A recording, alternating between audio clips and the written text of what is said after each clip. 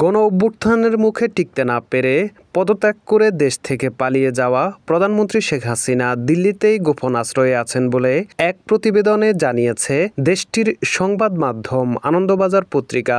ওই প্রতিবেদনের তথ্য অনুসারে আজ ৬ আগস্ট মঙ্গলবার দিল্লির সর্বদলীয় বৈঠকে ভারতের পররাষ্ট্রমন্ত্রী এস জয়শঙ্কর বলেছেন, ভবিষ্যৎ নিয়ে ভাবার জন্য শেখ হাসিনাকে আপাতত কিছুদিন সময় দিয়েছে ভারত। ওই বৈঠকে উপস্থিত ছিলেন ভারতের কেন্দ্রীয় স্বরাষ্ট্রমন্ত্রী অমিত শাহ, প্রতিরক্ষা মন্ত্রী রাজনাথ সিংহ, সংসদ বিষয়ক মন্ত্রী কিরেন রিজেজুরাও।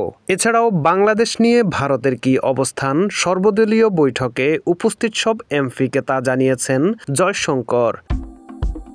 জয়শঙ্কর বলেন, ভারত আপাতত শেখ হাসিনাকে কয়েকদিন সময় দিতে চায়। ভেবেচিন্তে নিজের ভবিষ্যৎ পরিকল্পনা কি সেটি ভারত সরকারকে জানাবেন তিনি।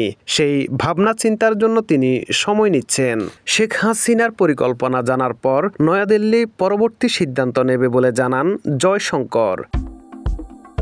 এছাড়া বাংলাদেশে ভারতীয়দের পরিস্থিতির উপরও কেন্দ্রীয় সরকার নজর রেখেছে বলে জানিয়েছে জয়শঙ্কর। তিনি বলেন, বাংলাদেশ পরিস্থিতি এতটা উদ্বেগজনক নয় যে ১২ থেকে ১৩,০০০ ভারতীয়দের সরিয়ে নিতে হবে। তবে প্রয়োজনে যে কোনো সময় দ্রুত পদক্ষেপ নেওয়া হবে। এর জন্য ভারত প্রস্তুত রয়েছে।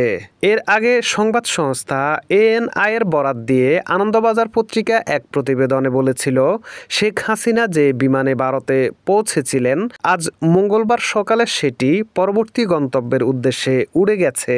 আজ সকাল ৯টার দিকে বিমানটি গাজিয়াবাদের হিন্দন বিমান ঘাঁটি থেকে রওনা দিয়েছে।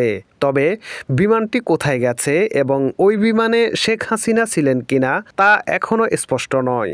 গতকাল দুপুরে বাংলাদেশ ছেড়ে ভারতে পৌঁছেন শেখ হাসিনা ও তার ছোট বোন শেখ রেহানা।